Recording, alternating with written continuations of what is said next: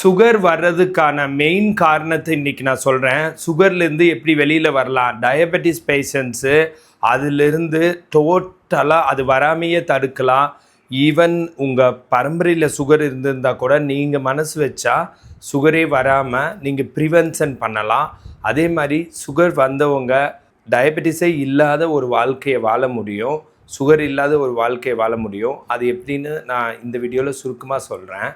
ஆக்சுவலாக எல்லா நோய்க்குமே மனநிலை, உணவு, எக்ஸசைஸ் 3 தான் மெயின் காரணமாக இருக்குது நோய் வர்றதுக்கும். சேம் டைம் எல்லா நோயும் சரியாகிறதுக்கும் மனநிலை, உணவு, எக்ஸசைஸ் 3 தான் காரணமாக இருக்குது. இதை நீங்கள் பிரித்து தெரிஞ்சு வச்சுக்கோங்க. மனநிலை அதுதான் 70% காரணமாக இருக்குது எல்லா நோய்க்கும். Almost all lifestyle disease, வாழ்க்கை முறையினால் வர எல்லா நோய்க்கும். அண்ட் உணவு அண்ட் எக்ஸசைஸ் இதுதான் மிக முக்கியமான காரணமாக இருந்துகிட்ருக்கு.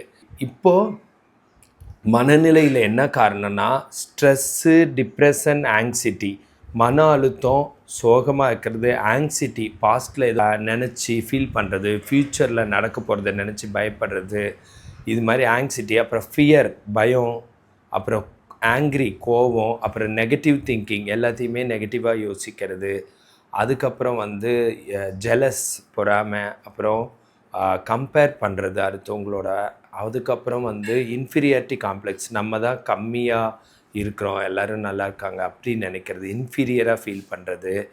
அதுக்கப்புறம் இல்லூசன், எதுவுமே இல்லாதது இருக்கிறதா நினச்சிக்கிறது, ஹாலுசினேஷன். இந்த மாதிரி எல்லாம் சேர்ந்து தான் இதை வர வைக்கிறது. இதை தவிர கெட்ட விதமாக யோசிக்கிறது, அடுத்தவங்களுக்கு ஏதாச்சும் துன்பம் விளைவிக்கிற மாதிரி நடந்துக்கிறது, கிரிமினலாக யோசிக்கிறது. அப்படி யோசித்தா அடுத்தவங்க மூலம் தண்டனை வருதோ இல்லையோ நம்ம மனசுக்கே நம்ம தண்டனை கொடுத்துக்கிறோம். அப்படி யோசிக்கிறப்போ அவங்களுக்கு ஆட்டோமேட்டிக்காக சுகரு, இன்னும் நிறைய நோய்கள் ஃபார்ம் ஆயிடுது. கிரிமினலாக யோசிக்கிறது கண்டிப்பாக இந்த மாதிரி நிறைய நோய்களை அக்கர் பண்ணி விட்டுரும். வேறு அதுலேருந்தெல்லாம் தப்பிக்க முடியாது. மேபி கிரிமினலாக யோசித்து உலக வாழ்க்கையில் ஏதாச்சும் அச்சீவ் பண்ணுறதா நினச்சிக்கலாம். ஆனால் அவங்களுக்கு நோய் வந்துடும். நோய் வந்த உடனேவே அவங்க தோற்கடிக்கப்படுறாங்க.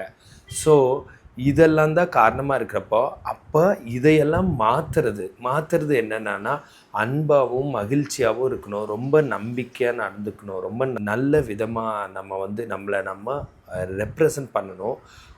நம்ம அன்பாக, மகிழ்ச்சியாக, நல்ல விதமாக, நல்லவங்களாக, நான் சொன்ன அந்த பேட் கேரக்டர்ஸ் எல்லாம் இல்லாதவங்களாக மாறணும். ஸோ அப்படி பார்த்தா மன அழுத்தத்துக்கு நேர் ஆப்போசிட் மகிழ்ச்சி தான், அப்புறம் அன்பு தான். ஸோ அதே மாதிரி டிப்ரெஷன், சோகமாக இருக்கிறதுக்கு நீங்கள் தான் உங்களோட மகிழ்ச்சியை ஏற்படுத்தணும். மகிழ்ச்சிங்கிறது தானாக வராது, நம்ம தான் அதை ஏற்படுத்தி ஆகணும். நம்ம தான் மகிழ்ச்சியாக இருக்கணுங்கிறத ஒரு எய்மாக வச்சு அதுக்காக நம்ம எஃபோர்ட் போடணும், அதுக்காக பணம் செலவு பண்ணணும்.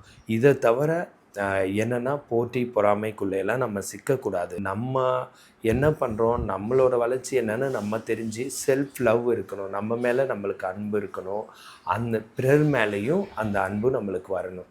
ஸோ இந்த மாதிரி கேரக்டரிஸ்டிக்ஸை அனலைஸ் பண்ணி மாற்றினாலே ரொம்ப நல்லாயிருக்கும். கண்டிப்பாக இந்த மாதிரி நோய்கள் வர்றதுலேருந்து தடுக்கலாம். இதை தவிர இன்னொரு முக்கியமான விஷயம் இருக்குது. ஒரு ரொம்ப சிக்கனமாக இருக்கிறது, கஞ்சத்தனமாக இருக்கிறதுக்கும் சுகருக்கும் பிற வாழ்க்கை முறை நோய்க்கும் சம்மந்தம் இருக்குது. அது எப்படின்னு கேட்டால், நம்ம ரொம்ப சிக்கனமாக இருக்கிறப்போ நம்மளுக்கு எதுவுமே ஒரு செலவு பண்ணால் தானே நடக்கும். நல்ல உணவு கூட செலவு பண்ணால் தானே கிடைக்கும். அதே மாதிரியே ஒரு ட்ராவல் போகணுன்னா அதுக்கு செலவு பண்ணணும்ல. அதே மாதிரி அன்பாக இருக்கணும்னா கண்டிப்பாக பிறருக்கு நம்ம செலவு பண்ணி தானே ஆகணும். அதே மாதிரி உடம்பை பார்த்துக்கணுன்னா உடம்பு மேலே நம்ம செலவு பண்ணி தானே ஆகணும். டெய்லி ஃப்ரூட்ஸ் அண்ட் வெஜிடபிள்ஸ் எடுத்துக்கிறது, நம்ம மனசு ரிலாக்ஸாக இருக்கிறதுக்காக நம்ம ஏதாச்சும் ஒரு என்டர்டெயின்மெண்ட்ஸ் பண்ணுறது, நம்ம மனுஷங்களோட பழகிறது, இது எல்லாத்துக்குமே செலவாக்குங்கிறதுனால அவங்க செலவு பண்ணாதவங்க இது எதுவுமே இல்லாமல் இருக்கிற ஒரு சூழலாக இருக்குது. அப்போ ஆட்டோமேட்டிக்காக ஸ்ட்ரெஸ் ஆகி ஆட்டோமேட்டிக்காக செலவு பண்ணாதவங்களோட நிறைய பேர் சேரவும் மாட்டாங்கள்ல. ஸோ ஆட்டோமேட்டிக்காக அவங்க பிரச்சனை இது மாதிரி உருவாக்கிக்கிறாங்க. ஸோ எல்லோரும் கண்டிப்பாக அவங்க மேலேயும் அவங்களோட என்டர்டெயின்மெண்ட்டுக்கும் அவங்களோட மகிழ்ச்சிக்கும் செலவு பண்ணி தான் ஆகணும், வேறு வழியே இல்லை.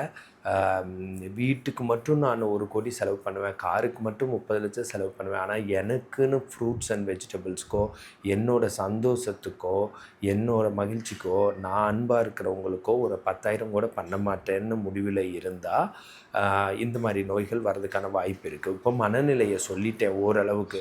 உணவில் பழங்கள் காய்கறிகள் அதிகமாக எடுத்துக்கிறது கண்டிப்பாக சுகர்லேருந்து உங்களை காப்பாற்றும்.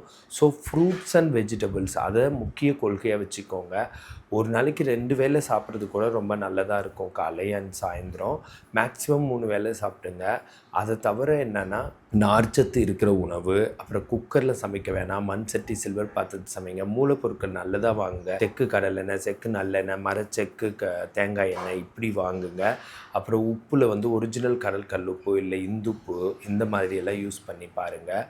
அதை தவிர நீங்கள் ஒரு அரிசியெல்லாம் பொன்னி அரிசி அது மாதிரி பட்டை தீட்டின அரிசி இல்லாமல் வரகு, திணை, சாமை, குதிரைவாளின்னு மில்லட்ஸும், அப்புறம் ஓம்கார் அரிசி, பூங்கார் அரிசி, சீரக சம்பா அரிசி, அப்புறம் கேரளா மட்டை அரிசி, அப்புறம் நிறையா இந்த காட்டியானம் இந்த மாதிரி அரிசிகளை கொஞ்சம் மாற்றி மாற்றி யூஸ் பண்ணி பாருங்கள். ஒரே அரிசியை யூஸ் பண்ண வேணாம். கொஞ்சம் கோ36 இந்த மாதிரிலாம் சிங்கிள் பாலிஷ் அரிசி, கைக்குத்தல் அரிசி இந்த மாதிரிலாம் யூஸ் பண்ணுங்கள். இதை தவிர என்னன்னு கேட்டிங்கன்னா 3வது வர்றது எக்ஸசைஸ் தான் இம்மீடியட்டாக ரிவர்சல் பண்ணும். இந்த மனநிலை உணவு மாற்றினோம்னா அது வராமல் தடுக்கிறதுக்கோ இல்லை தடுத்து எக்ஸசைஸ் எல்லாம் பண்ணி ஓகே பண்ணதுக்கப்புறம் எக்ஸசைஸ் இல்லாமல் நிம்மதியாக இருக்கணும்னு நினச்சா இந்த மனநிலை உணவு ரொம்ப முக்கியமாக இருக்குது. நான் மனநிலை தான் 70% காரணம்னு சொல்லியிருக்கேன். ஆனால் ஆல்ரெடி அக்குமுலேட் சுகர் வந்திருந்தால் எக்ஸசைஸ் தான் சுத்தமாக அதை ரிவர்ஸ் பண்ணுறதுக்கு யூஸ்ஃபுல்லாக இருக்குது.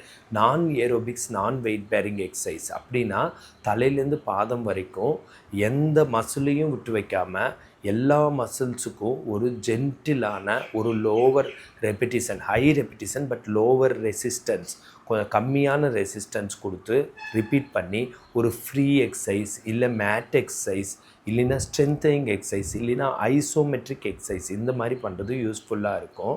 இது தலையிலேருந்து பாதம் வரைக்கும் இருக்கிறதுனால இதை ஒரு 15 மணி நேரம் டெய்லி 1 மணி நேரம்னு 15 நாளைக்கு சொல்லித்தர வேண்டியதாக இருக்குது. இல்லை ஒரு 6 மாதத்துக்கு மாதம் ஒரு குறிப்பிட்ட 7 நாள் 10 நாள் அந்த மாதிரி சொல்லித்தர வேண்டியதாக இருக்குது. மூஞ்சில் இங்கிருந்து ஆரம்பித்து இந்த ஃப்ரான்டாலிஸ் மசிலுக்கு மேலே தூக்குற எக்ஸசைஸு, கொருகட்ட சூப்பர் சிலே மசிலுக்கு இப்படி சுருக்கிற எக்ஸசைஸு, ஆர்பிகுலரிஸ் ஆக்குலைக்கு இப்படி கண்ணை மூடுற எக்ஸசைஸு, ஆர்பிகுலரிஸ் ஓரிஸ்க்கு இப்படி சிரிக்கிற எக்ஸசைஸு, அப்புறம் உதட்ட பிதுக்கிறது, அப்புறம் சுவிங்கம் மெல்றது, அப்புறம் பலூன் விசில் இப்படி வரும் மூஞ்சிக்கு.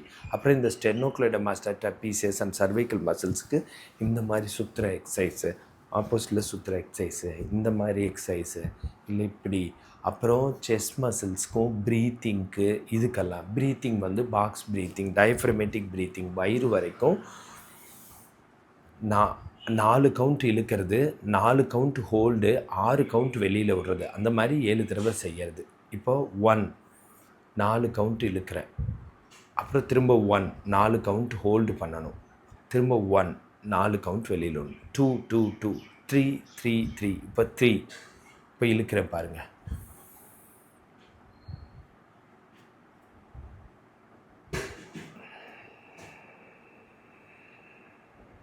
ஸோ வெளியில் விட்டது 6 கவுண்ட்டு, உள்ளே இருக்குது. எதுக்கு 6 கவுண்ட்னா ரெசிடுவல் வால்யூம், அதாவது லங்ஸில் இருக்க கெட்ட காற்று வெளியில் போகட்டுன்ட்டு.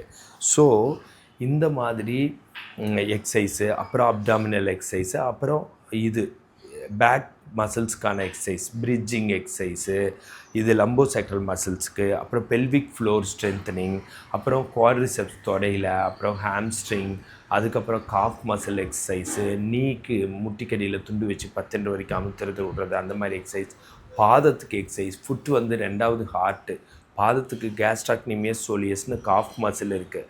அந்த எக்ஸசைஸ் எல்லாம் பெர்மனண்ட்டாக நம்மளை ட்ரைகிளிசரைட்ஸ்லேருந்தும் மற்ற இதர உபாதைகள்லேருந்தும் ஹார்ட் ட்ரபுள்லேருந்தும் சுகர்லேருந்தும் நம்மளை வெளியேற்றுன்னு வச்சுக்கோங்களேன்.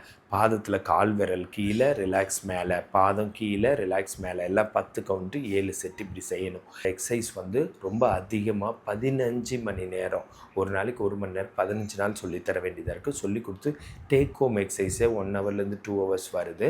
ஸோ அந்த மாதிரி எக்ஸசைசஸ் எல்லாம் ரிவர்சல் ஆகும். இந்த மாதிரி சுகர் இருந்தால் கண்டிப்பாக நீங்கள் கான்டாக்ட் பண்ணலாம். ஃபிசியோதெரப்பி கன்சல்டேஷன் வேணுன்னா கால் பண்ணுங்கள். இது மாதிரி ஹெல்த் டிப்ஸ் வேணுன்னா என்ன ஃபாலோ பண்ணுங்கள். ஃபிசியோதெரபிஸ்ட் நல்ல ஆப்பர்ச்சுனிட்டிஸ் வேணுன்னா கால் பண்ணுங்கள். This is Prakash, physiotherapist.